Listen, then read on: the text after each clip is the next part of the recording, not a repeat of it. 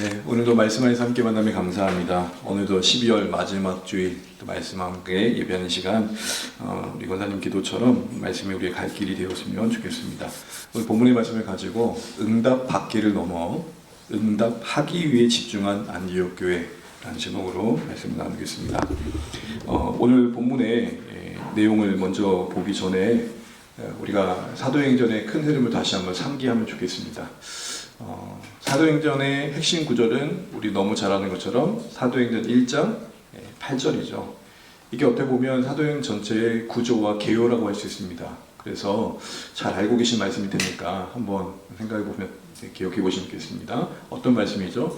오직 성령이 너희에게 임하시면 너희가 권능을 받고 예루살렘과 온 유대와 사마리아와 땅끝까지 내 증인이 될 것이다 라는 약속의 말씀이었죠. 거기 언급된 지역의 내용들이 사도행전 이 진행되는 가운데 점점 성취되어져 가는 이야기들도 사도행전은 진행되고 있습니다. 오늘 그 13장은 바로 그 땅끝으로 이방 나라로 복음이 전해지는 어떤 역사적인 분수령과 같습니다. 그리고 그 중심에 우리가 잘 알고 있는 안디옥 교회가 자리 잡고 있는 것이죠. 이 13장의 내용을 보시게 되면 이제 복음의 그 중심지가 예루살렘에서 안디옥 교회로, 그리고 어떤 그 역사의 중심 인물이었던 베드로에서 이제 사울로, 바울로, 그리고 이제 주된 대상이 유대인이 아니라 이방인 사람들도 이렇게 전환되는 것들을 우리가 이제 이후로 보게 될 것입니다. 이 과정에서 사도행전을 기록한 누가라는 이 사람은, 이 기록자는 이 모든 과정의 주도권, 이걸 누가 이렇게 주도해 가느냐, 주관해 가느냐에 대해서 명백히 밝힙니다. 그래서 사도행전을 읽다 보면 성령님이라는 말들을 자주 만나게 됩니다. 누가가 기록한 누가복음에서도 항상 이 성령이라는 말이 앞서서 많이 언급되는 것을 우리가 보게 됩니다. 그래서 사도행전의 별명 중에 하나가 뭐냐면 성령 행전입니다. 그만큼 성령님이 주도적으로 역사하시는 현장들이 많이 나와 있다는 것이죠. 오늘 본문만 봐도 2절을 보시게 되면 교회에게 성령이 이르셨다라고 성령님을 언급합니다. 그리고 읽지 않았지만 4절을 보게 되면 두 사람이 누구의 보내심을 받았다 그러죠? 성령의 보내심을 받아. 그런데 여러분, 이 4절 말씀이 3절과 묶여서 보게 되면 성령님을 강조한다는 게 눈에 보입니다. 왜냐하면 3절에서는 분명히 교회가 기도하여 안수하여 보냈다 그랬거든요. 3절에서는 교회가 보냈다라고 기술하고 있는데 바로 그 다음 그 내용을 정리하면서 4절에서는 그 두 사람이 누구의 보내심을 받았다고 하고 있다고요? 성령의 보내심을 받았다고 이야기하고 있는 겁니다. 같은 사건이고 같은 내용인데 4절에서는 그것을 성령님이 보내셨다고 다시 정리하고 있는 겁니다. 뭘 놓치지 않도록 하는 걸까요? 이 모든 상황을 주도해 가시는 성령 하나님을 지금 계속 상기시켜주고 있는, 이게 의도적인 거죠. 계속 강조하는 겁니다. 이런 성령님의 복음의 역사에 주도해 가시는 것을 강조해 간다는 것은 결국 성령님의 주도하심에 순종해가는 교회가 그 하나님의 주권을 나타내는 것도 함께 보여주는 것이겠죠.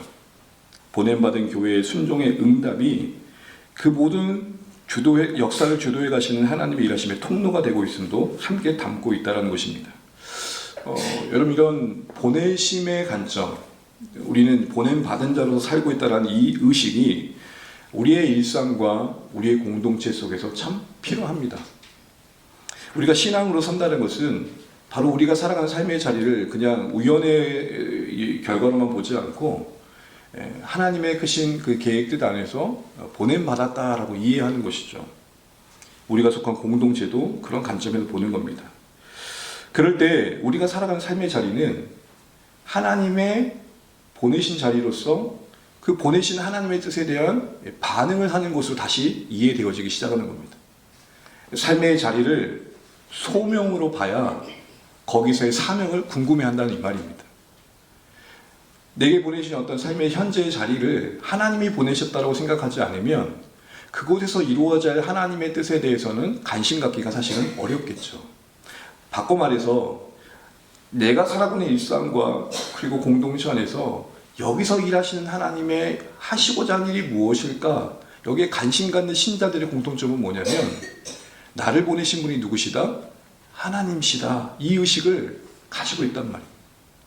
우리가 여러분 주안의 교회가 첫 걸음을 걸으면서 첫 사경회 때 나눴던 말씀이 뭐입니까? 우리를 부르신 하나님은 미쁘시다. 우리를 불러 교제케 하신 하나님은 미쁘시다. 우리 각자의 의지와 선택에 의해서 함께 한 것 같지만 사실은 우리를 부르신 분이 누구시다? 하나님이시다. 이 믿음의 의식이 없이는 우리의 걸음을 하나님의 뜻을 따라 살아가기가 쉽지 않은 것이죠. 그래서 우리 말씀을 계속 이후에 들으면서 오늘 이 머릿속에 마음속에 나는 나의 일상과 공동체를 하나님이 보내신 곳으로서 이해하고 있는지 그런 관점에 대한 평가들이 있었으면 좋겠습니다. 그렇게 보면 오늘 안디옥 교회가 그 성령의 주도하심 속에 이 복음의 역사의 분수령에 자리매김해서 수임받고 있는 이 모습을 보면서 한 걸음 더 나아가 이런 궁금함이 생기게 되는 겁니다. 그렇다면 성령님이 주도해 가신 이 역사에 안디옥 교회는 어떻게 응답할 수 있었는가?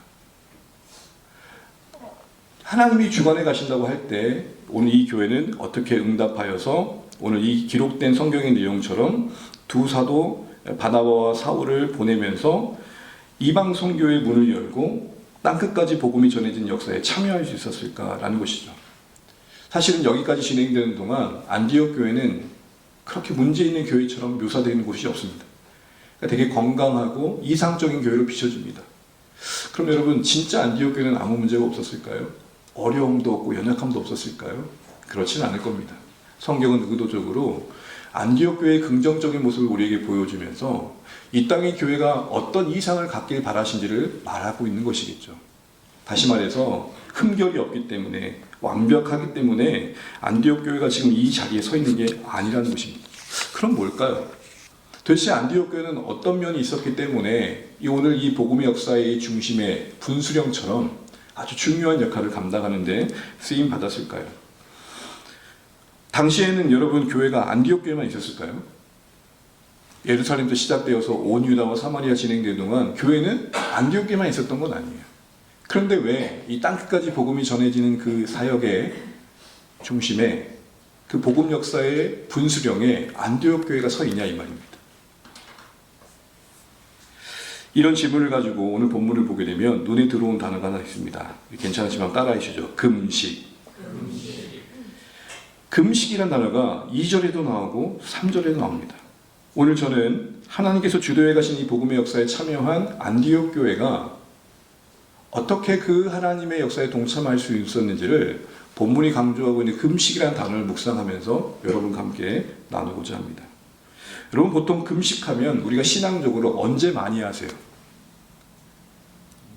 어떤 위기가 있고 어려움이 있고 절박한 문제가 있어서 이거를 정말 하나님께 도우심을 간절히 구할 수밖에 없는 상황이 될 땐 금식을 하게 될 수밖에 없죠. 보통은 그냥 평온할 때보다는 어려울 때 금식하는 경우 좀 많이 보는 것 같아요. 여러분 어떠십니까? 여러분 지금 굶식을 말하는 게 아니에요. 나 오늘 아침 굶었다. 지금 그거 말하는 게 아니에요. 내가 의지적으로 곡기를 끊고 그 모든 시간을 하나님께 매달리는데 쓰고 있는 그런 금식을 말하고 있는 겁니다. 고독은 자신의 간절함을 더욱 하나님께 어필하고 어쨌든 하나님께서 나의 삶에 뭔가 도우심을 주길 원하는 그런 어떤 간절한 표현의 방식으로 쓰여질 때가 많죠. 그런데 여러분 말입니다. 오늘 안디옥 교회는 우리가 보통의 경우처럼 알고 있는 그런 차원이 아니라 다른 차원에서 다른 목적으로 금식하고 있다는 기록이 오늘 2절에 나오고 있다는 겁니다. 2절을 같이 한번 읽어보겠습니다. 13장 2절입니다. 시작. 주를 섬겨 금식할 때에 성령이 이르시되 아멘. 여러분 금식의 이야기를 하면서 주님을 섬기는 거 묶어서 얘기하는 데 여기가 유일합니다. 여러분 주님을 섬겨 금식했다는 말이 무슨 말일까요? 주님을 섬겨 금식할 때에 이 말은 주님을 섬기는 어떤 차원에서 금식이 이루어지고 있다는 것이고 이때 섬긴다는 것은 예배한다, 교제한다는 겁니다. 그러면 하나님과 예배하기 위해서 하나님과 더 사귀기 위해서 금식했다 이 말입니다. 보통 여러분 연인 사이가 너무 이렇게 가까워지고 정말 서로 사랑하다 보면 하루 세끼 굶어도 배고파요, 배불러요? 이거를 말하는 저도 참 웃긴 놈이고 이걸 답하자니 참 민망하기도 하고 보통은 여러분 우리의 육신이 배고피라는 게 느껴지지 않을 정도로 관계가 깊어지면 그 뭔가 정서적인 풍성함과 만족함이 분명히 있잖아요. 오늘 이 안디옥 교회는 금식이 문제되지 않을 만큼 금식해서라도 뭔가 하나님과 교제와 예배의 시간을 확보하려는 애씀의 모습을 우리에게 보여주고 있다는 겁니다. 사실 여러분 오늘 이 시점에 안디옥 교회는 큰 문제가 있지 않았습니다. 1절을 한번 보시겠습니까? 1절 보시게 되면 우리가 아까 읽었던 것처럼 교사와 선지자의 역할을 감당하고 있는 5사람이 소개되는데 맨 앞에는 누가 있습니까? 바나바. 맨 뒤에는 사울, 곧 바울이 나와 있죠. 그 사이에 3명이 언급돼서 총 5명이 언급되고 있습니다.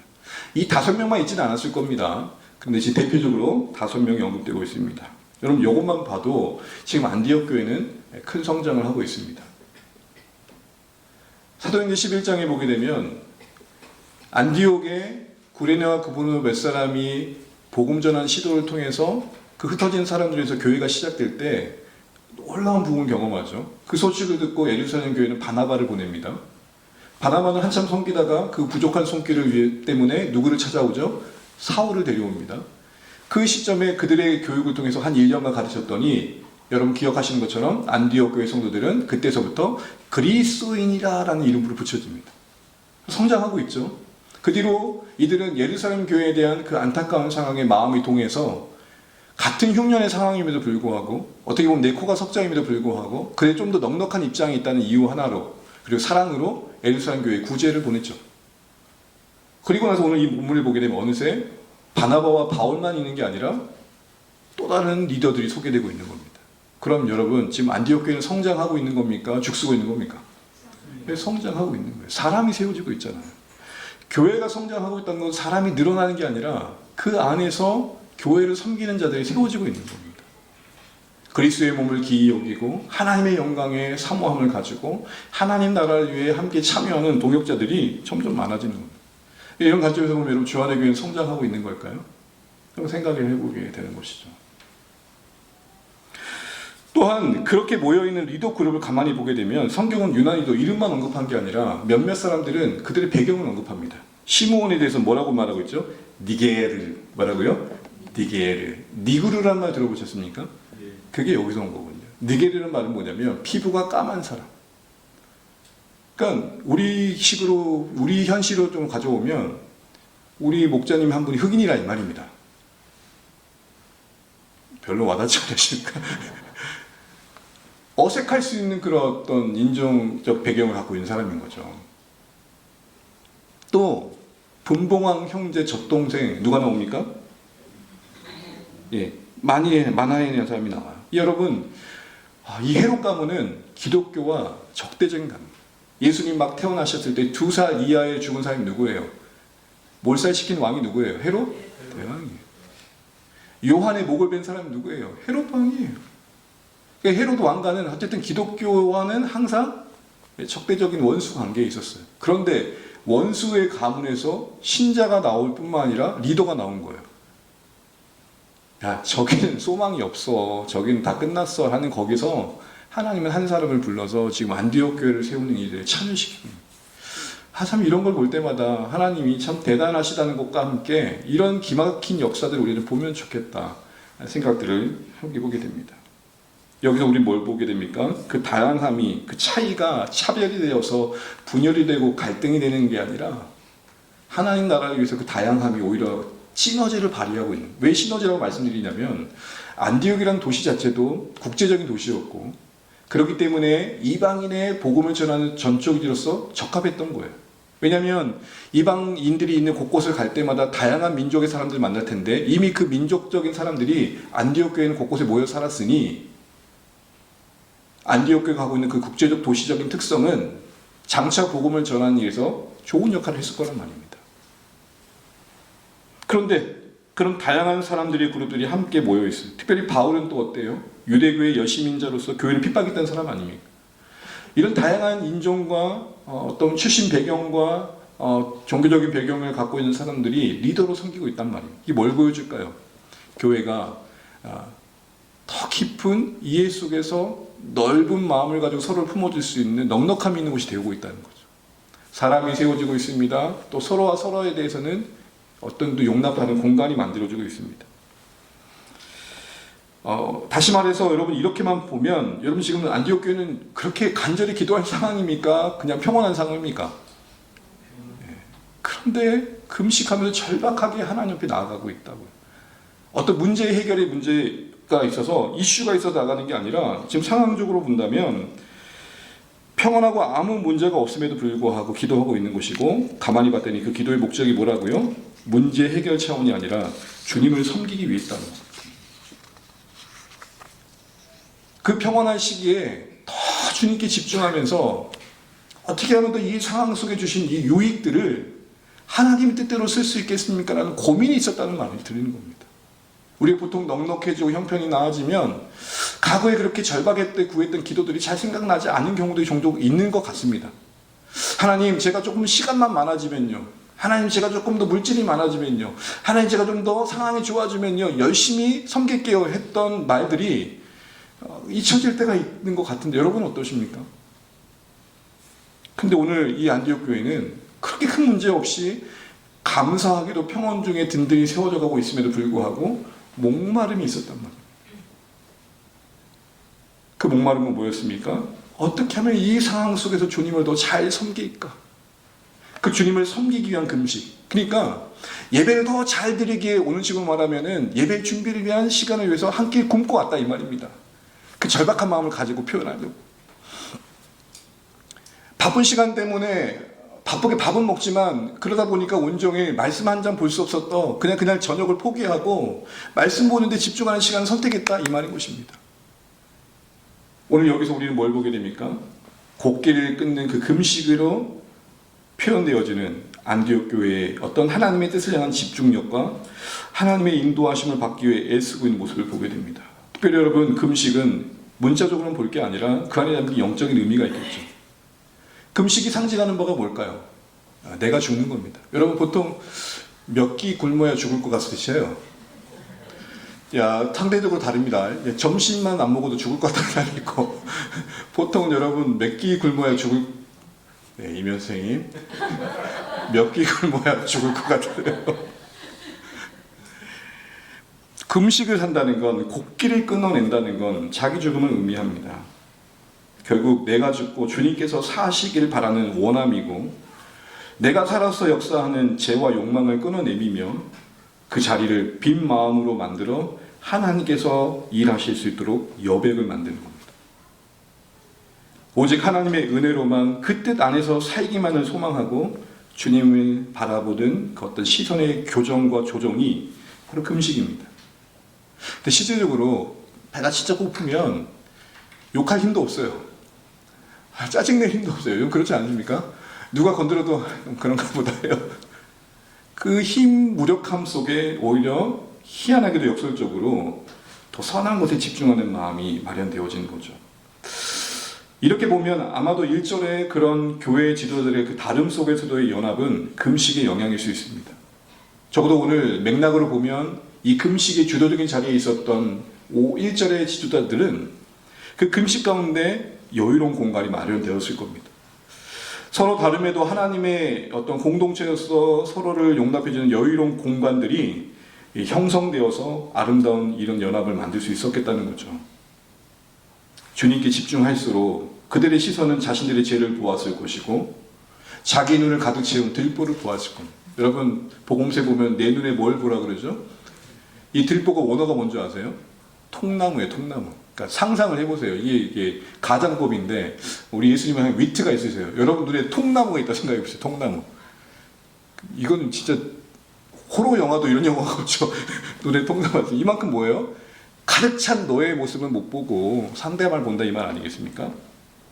그런데 금식하는 가운데 자기를 보게 되고 그만큼 다른 사람을 배려할 수 있는 여유로운 공간이 생기는 거예요. 또한 하나님과 관계 속에서는 그 금식의 목적이 주를 섬기기 위함이었기 때문에 주님의 뜻대로 자유롭게 그 자신 안에 역사할 수 있도록 여백을 만들었던 것이죠.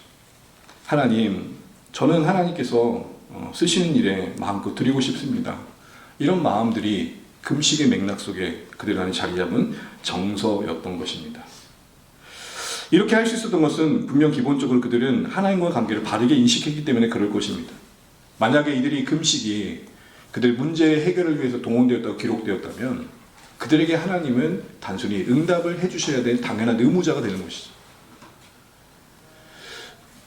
아이들을 키우다 보면 막 이제 이렇게 말을 배우기 전에 옹알이처럼 엉엉엉 하다가 처음으로 엄마 뭘 주세요 그러면 대부분의 엄마 반응은 뭐예요? 네가 갖다 먹어라 그러잖아요. 오메 얘가 말을 했어요. 그러면서 뭘 부탁했던 것에 대해 감격을 해요. 근데 20살이 됐는데도 엄마 물 주세요 그럼 뭐라 그래요? 제가 씨발 뭘 하자는 거예요? 그럴 거예요. 신앙이 미완의 단계에서 성숙해 간다는 건 뭘까요? 처음에는 옹알이처럼 말을 배우듯 신앙의 언어를 배울 때는 하나님 이렇게 해주세요 이렇게 해주세요 참 귀한 기도죠. 그런데 성숙해 갈수록 하나님 마음이 내 안에 전수되고 하나님 부족하지만 내가 하나님 뜻대로 할 수 있도록 도와주세요. 저의 인생에 하나님 손길 되게 해주세요. 그러니까 처음에는 주세요 그랬다가 성숙하면 기도가 어떻게 바뀌어요? 주세요인데 이제 다른 주세요. 보내주세요. 하나님 원하신 곳으로 보내주세요. 하나님 기뻐하신 곳으로 보내주세요. 금식을 한다는 건 그것이 주님을 섬기기 위한 금식이었다는 것은 결국 하나님과 관계가 그 안디옥 교회 안에는 신앙적으로 잘 자기매김했음을 반증한다는 것입니다.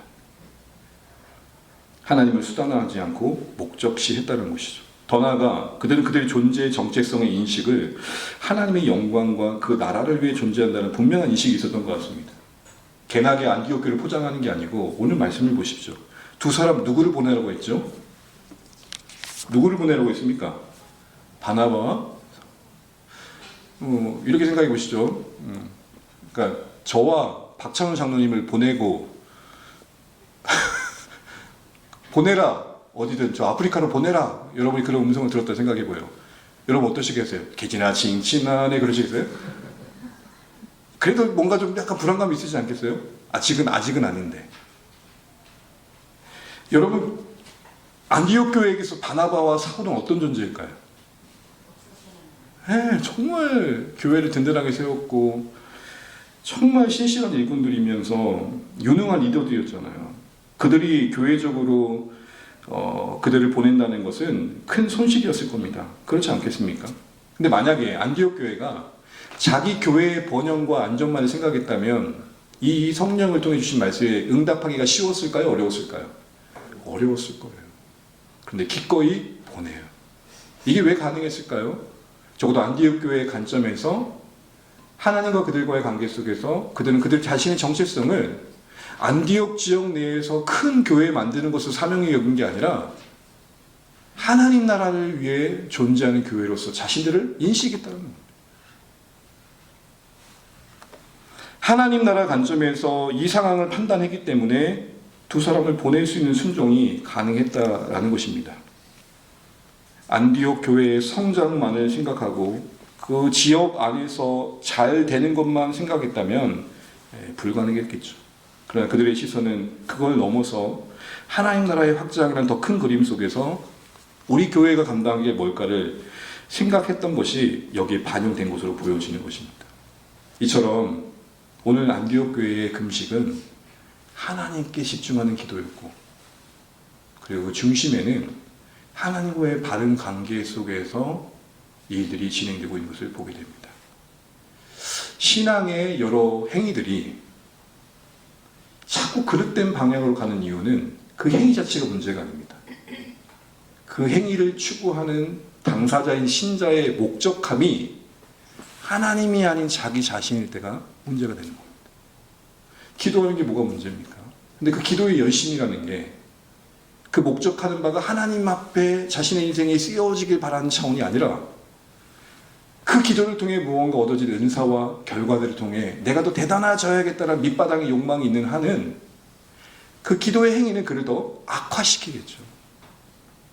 이런 차원에서 우리는 안디옥 교회 금식을 이해해보면 이들이 주님을 섬기기 위해 금식을 선택했던 것이 어떤 맥락인지를 알게 됩니다. 이런 가운데 이들이 성령님의 음성을 듣게 됩니다. 어쩌면 하나님께서 그들 가운데서 마음껏 일해 주시기를 바랄 그 여백이 만들어진 만큼 주님께서 그들에게 더 풍성하게 말씀해 주실 수 있지 않겠습니까? 여러분, 이건 상식적입니다. 여러분도 대화를 하다 보면 내 앞에 마주보고 있는 사람이 내 말을 잘 들어줄 것 같은 마음의 여유와 상태가 되면 여러분도 모르게 무슨 얘기가 나와요.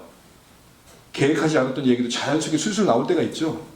그런데 반대로 내 앞에 있는 사람이 자꾸 뭔가 바쁜 것 같고 분주한 것 같고 여유가 없을 때는 어떻게 해요? 하던 말도 끊고 우리 여기서 그냥 대화를 마칠까요? 이렇게 할 때가 있으시죠. 하나님, 우리를 좀 써주세요. 하나님, 안디옥 교인 우리가 이 상황 속에서 어떻게 하면 하나님 뜻을 더 이룰 수 있을까요? 라고 활짝 열려있는 그들에게 하나님 기쁘시게 그들 안에 해야 할 일을 써가셨을 겁니다. 그럼 어떤 음성을 듣습니까? 13장 2절입니다. 같이 한번 다시 읽게요. 시작. 성령이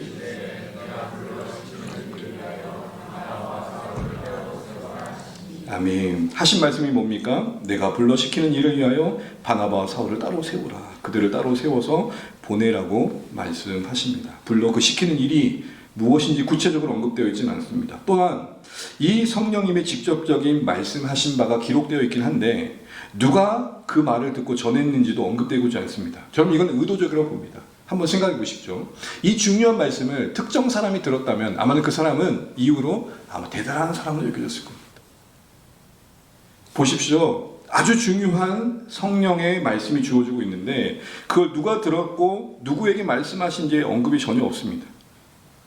전혀 모르게 되어 있습니다. 그런데 결과적으로 안디옥 교회 성도들은 어느 누구도 의심 없이 그 말씀을 하나님의 뜻으로 받아들였다라고 하고 있습니다. 그러니까 보냈겠죠. 그럼 여기서 우리는 뭘 보게 됩니까? 안디옥 교회가 하나님의 인도하심을 받는 과정에 그 어떤 의사결정을 해가는 데 있어서 우리에게 주는 도전이 있음을 배우게 됩니다. 성령께서 말씀하신 하나님 뜻이라는 것, 그걸 분명히 그들 가운데 확고히 자립해 있는 가는 과정 속에서 특정한 한 개인의 선지자 역할을 한 사람의 기능만 있었던 게 아니라는 것입니다. 이건 바꿔 말하면 무슨 말일까요? 각자 하나님의 음성을 분명 들었고 그게 한 자리에서 이제 흩어진 자리는 모르지만 각자 들었고 그 내용들을 서로 나누고 소통하면서 공유가 되고 그 공유가 공감이 된 겁니다. 충분히 그들 안에 하나님이 주신 마음들을 나누는 기회가 있었고 그것이 모두의 확신이 되는 공감의 시간까지 교회가 그것을 하나님 뜻으로 받아들여지는 시간까지 대화하고 기다리고 기도하는 여정이 있었기 때문에 이 일이 분명히 가능했다는 것이죠. 여러분 이해되시죠? 왜 성령이 하신 직접적인 말씀을 누가 들었냐라는 한 개인에 대한 언급이 없이 특정인에 대한 소개가 없이 모두가 자연스럽게 그것을 하나님 뜻으로 받아들였다고 성경은 이야기하고 있는지를 우리는 헤아려야 됩니다. 특별한 일이 있지 않은 한 하나님이 이렇게 일하십니다. 이 땅의 교회가 하나님의 인도하심을 받아가면서 의사결정을 해갈 때도 이게 중요합니다. 여러분 교회적으로 보면 단임 목회자의 목회적 철학과 비전이 중요합니다. 근데 그게 전부가 되면 안 됩니다. 저 또한 하나님의 뜻을 묵상하면서 방향을 여러분에게 제시하겠지만 그게 우리 모두의 마음을 움직이기까지 그 공유가 공감이 되기까지 때로는 대화와 설득이 필요하고 각자 기도하며 기다리면서 무르익는 시간들이 의사결정에 필요하단 말입니다. 만약에 제가 여러분에게 어떤 이야기를 꺼냈을 때 여러분들이 시큰둥하다. 그럼 저는 어떻게 받아들여야 됩니까? 이분들이 왜 이러지? 이게 아니라 하나님께서 아직 이 상황에 대해서 우리 공동체가 좀 더 준비되길 바라시는구나. 이렇게 이해해야 옳은 것입니다. 일방적인 상명하달식의 교회의 의사소통은 성경적이지 않습니다.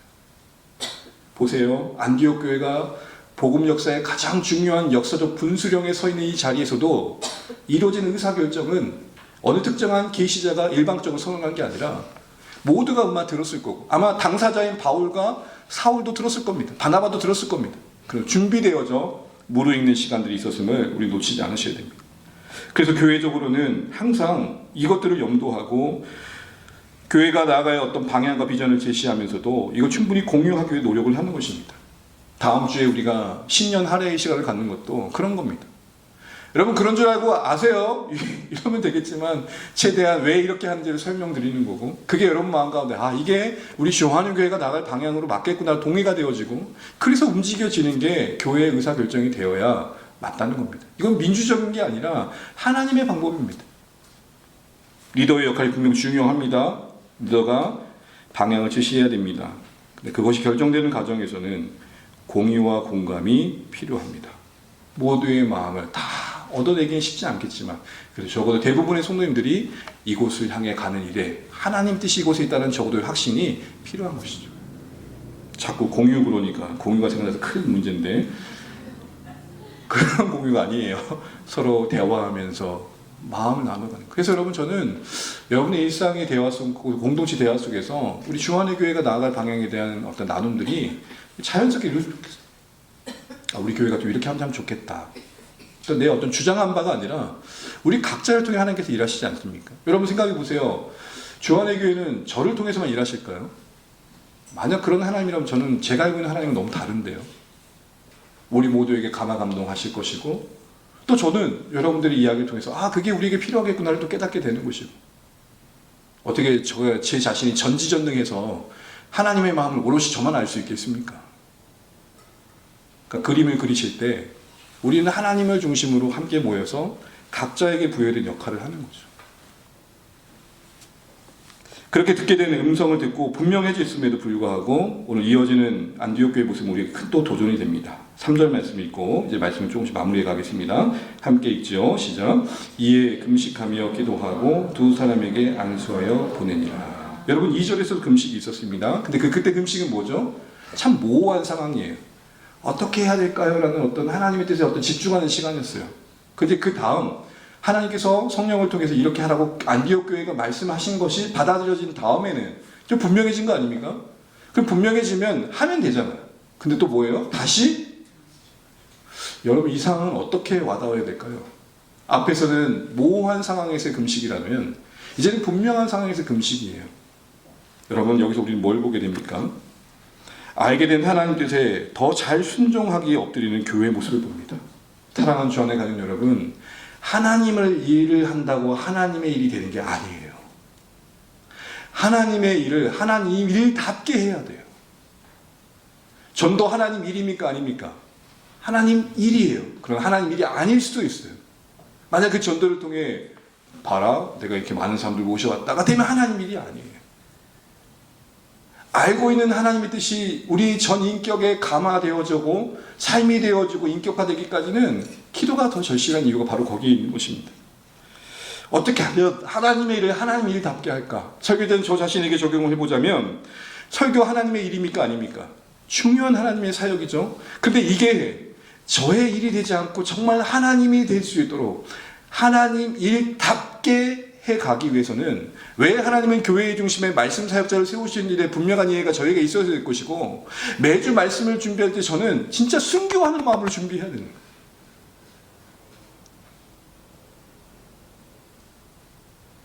유튜브 채널 울산 주한의 교회 회원이신가요 여러분? 거기 보시면 구독과 좋아요는 바라진 않아요 여러분.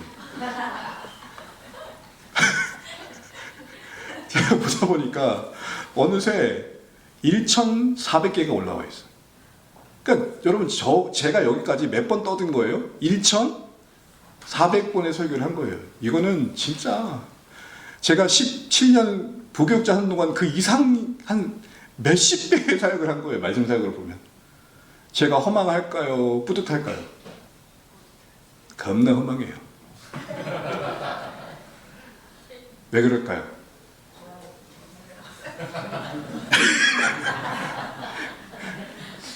물론 좋아요 눌러주면 좋아요. 근데 중요한 건 뭐냐면 제 개인적인 생각입니다. 말씀을 준비하는 제가 말씀에 대한 이해가 여러분들도 많겠죠. 그럼 여러분 1,400번 정도 말씀을 준비하는 동안 저 말씀 앞에 선 겁니다. 근데 그 1,400번이 저를 요만큼밖에 안 바꿨다는 게 너무 허망한 거예요. 그럼 구독, 좋아요 안 눌러도 돼요. 중요한 건 말씀 사역자인 내가 안 바뀐 게 문제라고요.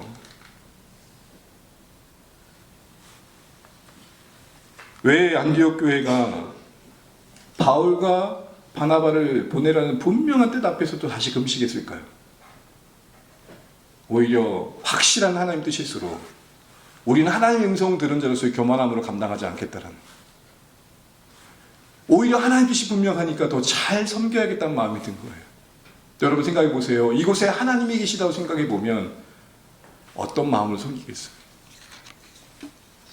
나의 일상이, 나의 공동체에 하나님이 계시다고 생각해 보면 여러분 어떤 자세로 섬기시겠어요?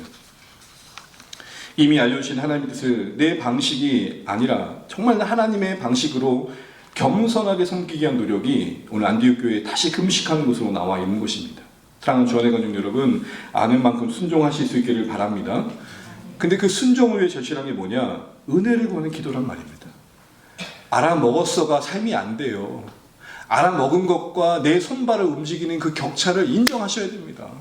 잠시 내 마음을 감동시키고 지나간 수많은 말씀들이 나를 정죄할 수 있다는 것을 여러분 아셔야 돼요.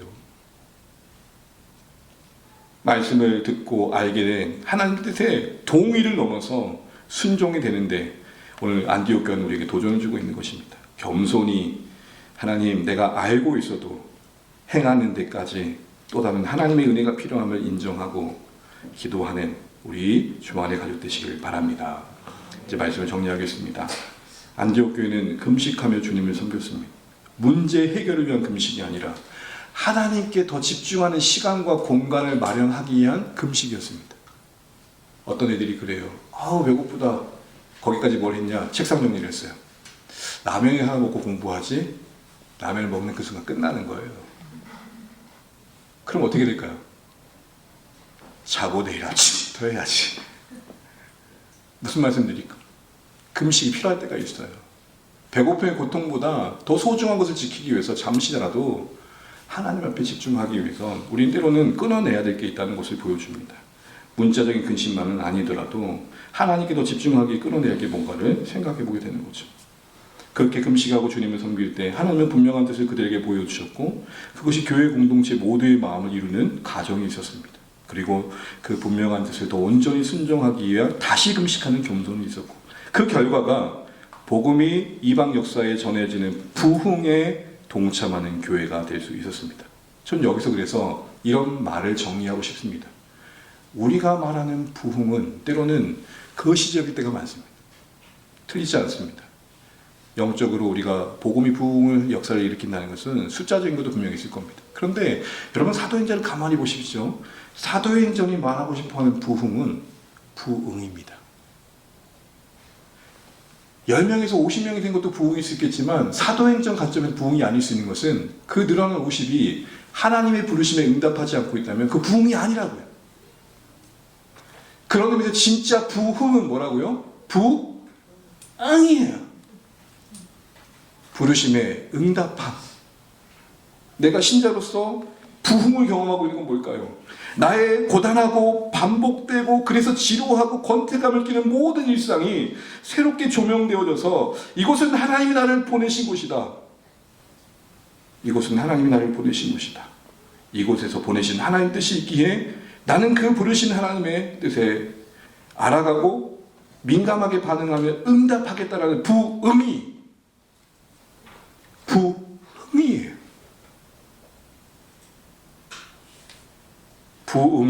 부흥임을 이제 안다면 부흥하기 위한 우리의 제도는 뭘까요?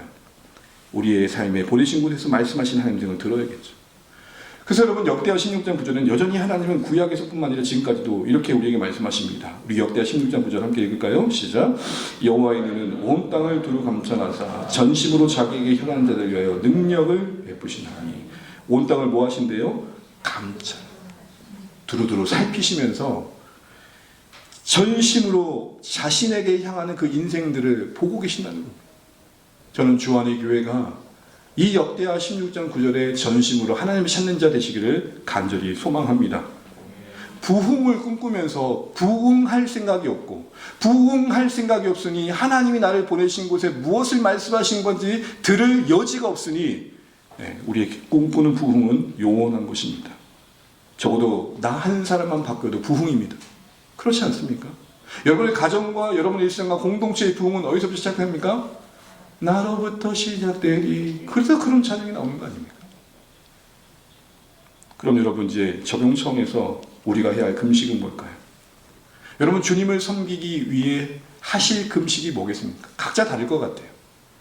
여러분이 주님을 더 만나고 주님께 더 집중하고 나를 보내신 그 가정에 고요한 시간을 만들어서 하나님이 나를 통해 일하실 여백을 만들기 위해서 온갖 책동시한이를 정리해야 될 텐데 나에게 그 금식이 뭐겠냐는 거예요.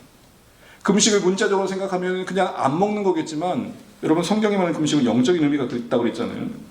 그런 차원에서 하나님의 인도하심을 받기 위해 부응하기 위해 들어야 되는 그 묵상의 시간을 빼앗는 그래서 금식해야 되는 나의 삶의 습관과 방식은 뭐겠냐는 거예요.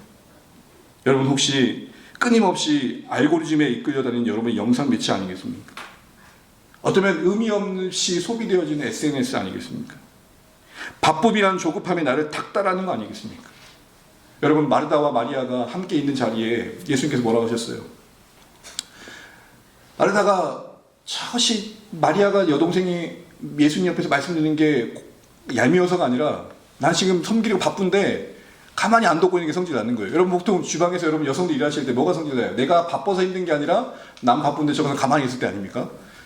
그래서 마리아에게 직접 말을 못하고 예수님 제 저대로 두면 안 돼 뭐라도 하게 하셔야죠 할 때 예수님한테 뭐예요? 어휴 몰랐다 그래라 하는 게 아니라 마르다야 하나면 족하다. 고사리 무침 하지 말고 시금치면 돼. 뭐 굳이 고사리 무침까지 하려고 그래. 이렇게 말씀하십니다. 무슨 말이죠? 예수님도 이 여태와 말씀 듣기 위해 절제를 말씀하신 겁니다. 여러분 우리 해야 할 많은 일이 있지만 혹시 하나님께 집중하기에 멈춰야 될 일이 뭡니까? 무언가를 자꾸 통제하려는 것도 혹시 내려놔야 되지 않을까요? 우리가 금식을 한다는 것은 이 상황을 내 뜻대로 주관해 가겠다라는 의지를 내려놓는 겁니다. 또한 가인된 감정적 반응도 우리에게는 금식이 되어야 됩니다. 너무 쉽게 화를 내고 너무 쉽게 서운해하고 너무 쉽게 비교하고 섭섭해하면서 낙심으로 나를 몰아가는 것도 하나님이 내 마음의 여백에 무언가를 하실 수 있는 공간을 못 만들어요. 우리의 모습을 다시 한번 돌아보시면서 소음은 줄이고 속도는 낮추고 우리 뜻을 내려놓으면서 하나님 제 마음에 하나님 뜻을 자유롭게 쓰실 수 있도록 제 마음을 열어놓으니까 하나님 들려주세요. 이런 시간을 가져가시면 어떨까요? 그러한 금식으로 하나님께서 여러분 가운데 자유롭게 일하실 수 있도록 나아가실 수 있는 우리 삶이 되시기를 간절히 바랍니다. 너무 바쁘기에 기도한다는 책 제목을 본 적이 있습니다. 역설적이지만 그 바쁨이 오히려 기도를 필요로 한다는 것은 우리에게 하시는 말씀이 많은 것 같습니다. 들어야 됩니다. 그래야 삽니다. 들어야 됩니다. 그래야 살아낼 수 있습니다. 왜냐하면 신자된 우리는 어디에 있든지 하나님께 응답하는 게 정체성이기 때문입니다. 그래서 여러분 한 해의 이 마무리에 저는 이런 질문을 좀 드리고 싶습니다. 얼마나 기도하고 내 신앙의 열심으로 보상을 받듯 무언가를 얻어냈는가, 응답을 받았는가 라는 측면보다 얼마나 나는 하나님께 응답했는가를 돌아보십시오. 여러분의 감사의 제목에 이리 해주셔서 고맙습니다도 귀하지만 오늘 이 말씀에 비춰본다면 우리가 한 해 한 해 더해 갈수록 쌓여갈 건 뭐겠습니까? 얼마나 많은 응답을 받았냐는 전쟁의 전리품처럼 자랑할 것들이 아니라 내가 기도했더니 이렇게 해주셨어요. 그런 것들 말고 그것을 넘어서 내 존재가 생명 있는 날 동안 하나님께 뭘 응답했냐는 거죠. 섬겼던 게 무엇이며 순종했던 게 무엇이며 나를 바꾸기 위해서 무엇을 했느냐를 내 안에 이루어진 응답을 보여드릴 수 있어야 되지 않겠습니까? 하나님 앞에 우리가 나아갈 때 하나님 보신 게 뭘까요? 이렇게 말씀하실 것 같아요. 하나님 저 기도해서 이렇게 응답받았어요. 야 그거 내가 한 거고 네가 한 게 뭐냐고 이렇게 묻지 않으실까요? 가만히 보십시오. 아다르고 오다르지만 내 신앙은 응답받는 데 올인되어 있는지 아니면 그것과 상관없이 응답하기 위해 집중하고 있는지. 달란트 비유를 기억하시죠? 자라에 따라 착하고 충성된 종아. 달란트 5이든 2달란트든 같은 평가를 받았던 것은 얼마나 우리가 받아냈느냐의 성과의 측면이 아니라 얼마나 하나님께 충성했느냐의 측면이 있는 것이죠. 얼마나 제대로 응답했느냐가 마지막 때 우리를 보신 하나님의 관점인 겁니다. 응답하라 1988이라는 드라마가 있습니다. 한번 보여주시죠. 여러분 이게 한 10여 년 전에 나왔던 드라마입니다. 기억나시죠? 저는 이 드라마를 보면서 의문을 가졌어요. 이 드라마를 보고 나면 여러분 어떤 생각이 드세요? 그때 기억이 새록새록 나시죠? 1988 안 보신 분 없죠? 으따! 안 보신 분 없으실 것 같은데. 보시면 그때 그 시절로 우리가 돌아가게 되어 있어요.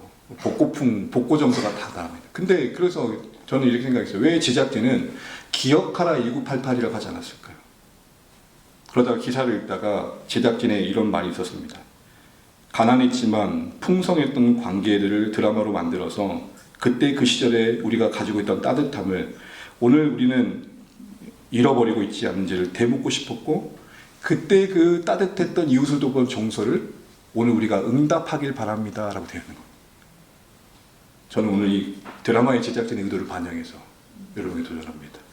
응답하라 AD 45.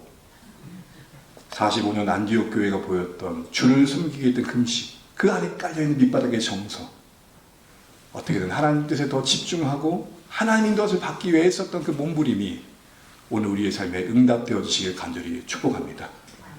그냥 그랬대, 그랬다더라 라고 기억되어진 정도가 아니라 응답하라 AD 45.